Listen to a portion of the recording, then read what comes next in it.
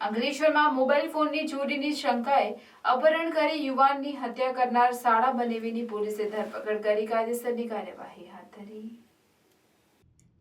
અંકલેશ્વર શહેર એ ડિવિઝન પોલીસની હદમાં અજાણ્યા મરાઠી યુવાનનું મોબાઈલ ચોરીની શંકાએ 5 ઇસમોએ સપાટા અને ગેસની રબરની પાઇપો વડે માર મારી હત્યા કરી હોવાનો કિસ્સો સામે આવ્યો હતો। ગત તારીખ 20મી ઓગસ્ટના રોજ રાત્રે અંકલેશ્વર રેલવે સ્ટેશન ખાતે મોહિત ઉર્ફે લાલુ દોહરેના જીજાજી રોકાયા હતા, જ્યાં અજાણ્યા મરાઠી યુવાને મોહિત ઉર્ફે લાલુ દોહરેના જીજાજીનો મોબાઈલ ફોન ચોરી કર્યાની શંકા રાખી ચોરી થયેલ ફોન કઢાવવા માટે મોહિત ઉર્ફે લાલુ દોહરે અને તેના જીજાજી તેમજ જીજાજીના મિત્રએ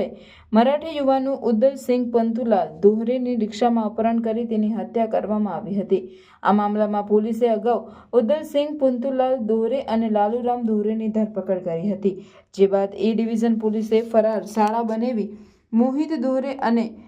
સુકેન્દ્ર જાટવની ધરપકડ કરી કાયદેસરની કાર્યવાહી હાથ ધરી છે।